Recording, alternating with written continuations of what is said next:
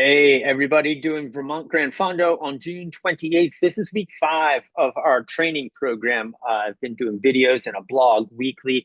Well, this is the 5th one, and we are getting close. It's getting towards the end of May here, running into, well, you'll get this on probably Memorial Day or Memorial Day weekend. And I think we have 4 or 5 more weeks until the event. Sorry, the calendar's not right in front of me, but week 5 of a 9-week training program means there's about 4 weeks left until Gran Fondo Day. So each week I've had a topic we've talked about, trying to encompass everything that we might need to think about before event day. And last week we talked about climbing, and that is a big part of this bike ride, whether no matter the route you're doing, which the shorter ones, or the Vermont Gran Fondo or the Gran X, I think is the 150-mile version with 15,000 feet of climbing. So whatever you're signing up for, it is a big challenge climbing wise. And so to recap the climbing,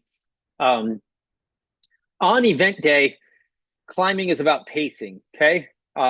And look back at the videos, and hopefully you've been practicing, but climbing is about pacing. If you go too hard at any one time, you're going to have to recover. And that means you slow down, and that means your bike doesn't move very fast. And that's what makes it tough on event day. Training for climbing means getting stronger, riding more time on the bike, and practicing doing hills, getting your cadence down, practicing seated riding, seated climbing, standing climbing, figuring out what works and what doesn't. It's also about getting the right gear. If you've had to change your gearing on your bike to get the easiest gear that you have, and it's about the mental toughness. It's about realizing that you've done the work, and that you are capable of climbing these hills. So we'll talk more about mental toughness in the coming weeks, but remember that the pacing is going to be the biggest thing on event day. Until then, you are making mistakes and learning from them. Go too hard, see what that feels like. And that's part of what the workouts are geared towards. I'm going to link in the description here a podcast from my friends Namrita and Tim at Basecamp, do a podcast. And this one is from a couple years ago. I believe it's called The Ups and Downs of Climbing. And they go in depth about climbing and training for climbing. And one thing that they stress is that the way to go faster up a hill is to pedal harder. And I agree with that in training. But on execution day, if you go too hard, and we all have a threshold that we can sustain. If you pedal harder than that for too long, you will have to recover, and that's going to screw up your hill on that day. So that's my biggest tip, is to not go too hard, especially at the beginning of a hill. At the end of the hill, when it's almost over, then yeah, go ahead and leave it all there on the climb. So anyway, that's what we have for a recap of climbing. I think check out that podcast. You'll get a lot out of it, and they have a lot of others too, and that gives you a little insight as to what Basecamp is and what we do as a team of coaches. So let's get into the workouts for this week. This is the week 5 workouts. Here we are. So last week, just to recap, we had some VO2 max intervals, or this interval slightly above threshold for 3 minutes. You did 5 of them. Coming down here, you're going to do 4 minutes, 5 of them. Okay, so it looks like this: 5 4-minute. Do them basically as hard as you can. Okay, it's a 9 to 10 RPE. If you're in power, it would be about 115, 112, 110% of FTP, but we're doing these by RPE. We don't really need a power meter to do any of these workouts. These are done by feel, especially these anaerobic efforts. So that's the bulk of it. Again, these details are all in the blog. Hopefully y'all are getting something out of it. That's Tuesday. Wednesday is usually an endurance ride, but look at this. We've added some activation sprints. Okay, so take 20 seconds and go ahead and go as hard as you can. Usually this is a stand up, out of the saddle sprint, use all the muscles you can type of thing. I'm just going to caution, please do what you can, not what you think you can. Get used to these, take your time and realize here's what I can do. A little harder, a little harder, a little harder, a little harder. The last one should be the best one, okay? Or the hardest one, and then finish up with a nice long endurance section. So basically, it's a long endurance ride with 5 sprints in the middle. We're not trying to train your high-end sprint. That really doesn't have a place in this event, but to activate those energy systems and muscle fibers is important. So that's why I like this workout. Okay, more tempo and big gear. This is your climbing workout. Simulate climbing here with the 45 to 75 RPM. Okay, remember I said I did Lincoln Gap and it took me 63 average RPM as far as cadence. Looking at that low cadence and grinding out a tempo interval should be a 6 to 7 RPE, should be below threshold sustainable. So you do 5 minutes and then 30 seconds recover. 5 minutes, 30 seconds. I shouldn't say recover, 30 seconds off. Okay. And you'll do that twice for a total hour and 45 minutes. If you have that time, if you don't have that much time, take some time out of the middle. Take one interval off. By now, hopefully you've learned how to adjust these workouts to fit your schedule. But if we're looking for this overall big week of 13 hours, that's a good time recommendation. Then the big ride on Saturday, 4.5 hours. It's roughly the same structure as before. And this is just me trying to mimic what you might have outside. Okay, it's a lot of endurance, but it is some close to sweet spot or FTP, but follow the RPE. RPE is rate of perceived exertion, and it's on a scale of 1 to 10. This is a 9 for what you could do for 1 minute, and then a 7 or 8 for what you could do for 8 minutes. Okay, so it should be sustainable, doable, but you're pushing the limit. You're not having conversations or looking at your phone during that 8 minutes. You're really focused on the intensity. And then same thing over here, 15 minutes at sweet spot, which is just below that threshold level. A 6 to 8 RPE. Again, you're not looking at your phone. You know, I listen to music during these. That's fine, but focusing on a TV show or a podcast is really hard for me during that intensity. Endurance, yeah, you can carry on conversations, read something, do kind of whatever. A 3 to 4 RPE, big difference between a 6 to 8 RPE in those times. And then these some more big gear times of 5 minutes and 2 minutes off. 5 minutes, 2 minutes off. So again, that's your climbing section. You're going to be climbing somewhere between here, the sweet spot or the tempo. That is sustainable. You get into this 8 minute, maybe that's for the second half of any of the gap climbs. Getting in touch with what the different intensities feel like, and it is very important, like I've said before in past videos. And then again here, 2 activation sprints, 45 seconds all out. Ramp up during that 45 seconds. Start off a little conservative and end with the hardest pushes on the pedals in the last 15 seconds. 2 times, 2 chances to do those sprints. Again, 4.5 hours on the bike is really just getting to be possibly half of your event. And again, this is just me. The structure here is me trying to mimic what you might have to train on or what the event might be.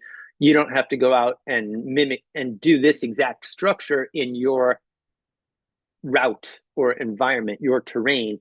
Use the terrain you have to get the different intensities and spend time at them. Looking forward to the climbing in Vermont. And then Sunday is just another long progressive endurance time to be on the bike. This is the time where if you're indoors, you could be watching a movie or podcast or something like that. If you're outside, yeah, you're maybe with some friends and going at a moderate pace, a sustainable pace. These are all in the 2 to 5 range of RPE. So nothing that's going to cause fatigue, but rather just keep the legs moving. Weekly total here, we have 13 hours on the bike, an increase from 12 hours. And again, each one of these increases on itself: Tuesdays, Thursdays, Saturdays, and then time on Wednesday and Sunday, all increasing from the week before. This is a big week. After this week, go ahead and blow it out. If you have longer than this, go ahead, because we have this one will be a recovery week afterwards, and we'll take the volume way down and we'll let all that hard work sink in. That's the progression. If you're getting to week 5 and you've been following along, congratulations. This will be a good week. You should be tired at the end here. Also, if you have Memorial Day off here this Monday of this week, if you have Memorial Day and you want to add in a little something or move these over, something works, move them around so that they fit your schedule. But 2 days off this week, okay, is what I recommend, unless you've been doing it different. So, all right, cool. That's the workouts. Again, look for the blog for the exact workout descriptions, and let's talk about descending. Lots of climbing in this route, so therefore lots of descending, and especially first thing that comes to my mind is coming down the other side of Lincoln Gap. And so you're going to have just finished the hardest climb in the course, and coming down the other side is no less steep. I don't think it is a little shorter, but being on the brakes and controlling your speed and taking turns and being ready for the gravel section that comes at a pretty steep part is all going to be very important. So I can't stress enough, look at the course if you haven't already, and you'll see a steep downhill for about half a mile or 3/4 of a mile, and then it turns into gravel, and that is still pretty steep. And for us on road bikes, you really need to have control of your bike on the downhills. That is position on the bike. Your pedals, if you're going straight, in other words, not a turn, if you're going straight and you're going downhill and you need to control your speed, you have your hands in your drops and you have your fingers wrapped around the handlebars, and your one finger is on the brake levers, both of them evenly pulled back, and you're keeping the bike under control.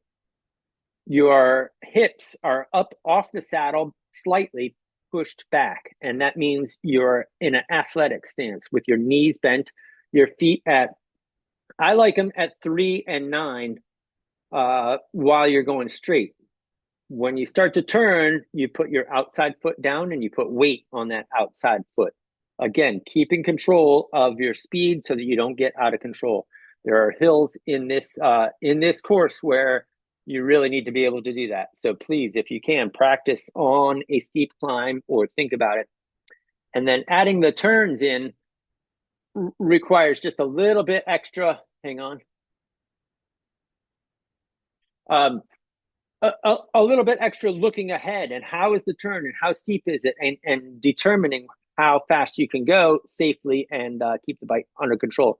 So I mentioned putting the outside foot down. It's not just the position of the pedals, which I used to think for a long time. I used to think it was just the positioning of the pedals so that when you turn, your pedal doesn't hit the ground. Really, it's about putting pressure on that outside foot. The outside pedal keeps the bike glued to the ground. So if you're going downhill and around a corner, keeping the bike glued to the ground by putting pressure on that outside foot. The other knee is kind of pointed where you want to go. Your inside hand is pushing on the pedals and your outside hand is pulling up. So it's almost like a offset where you're driving the bike or steering the bike into the turn where you want to go, but keeping the bike planted with your left foot. Give that a try. Hopefully that made sense. Hopefully that explanation made sense. Give that a try on any downhill turn. It doesn't have to be sharp. You don't even have to be going downhill, but if you've got a fair amount of speed on your road bike or gravel bike, think about that concept of putting pressure on the outside foot and gluing the bike to the ground so it doesn't skid out. All right.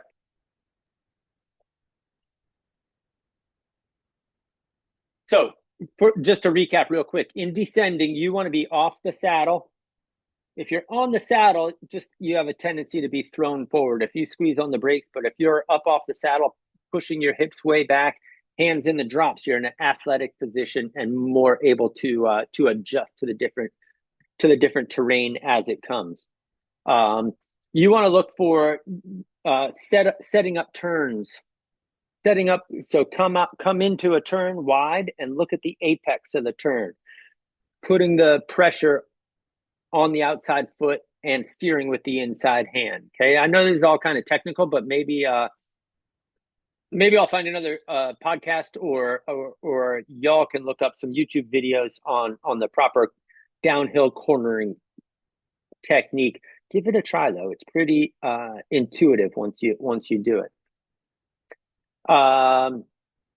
All right, so that's Lincoln Gap, which is it's the hardest one. I really want you to be careful going downhill on Lincoln Gap. The others are a little bit less intimidating. They're actually, I haven't done the I've only done the four: App Gap, Lincoln Gap, Middlebury Gap, and Brandon Gap. There's no gravel on the other ones. There's a little turn on Middlebury Gap and Brandon Gap descending. There is a pretty sharp switchback in App Gap, and so you do need to control your speed, but there are also nice long, you can see downhill. I've gone 50 miles an hour down Brandon Gap and Middlebury Gap, and you can see exactly where you're going. So you have a nice straight long downhill and not too worried. I don't recommend going that fast, but I do want to just say that those are a little bit less concerning. Still need to practice good form and good technique. So hopefully that all is helpful. Next week is recovery week, and we'll talk a little bit more about mental prep and what all that means. And hopefully this is helpful. Again, guys, ask questions, throw some comments in the Facebook group, or I've been checking YouTube a little bit, and hopefully this is helpful. And I'm getting pretty excited for Vermont Gran Fondo. All right, talk to you all soon.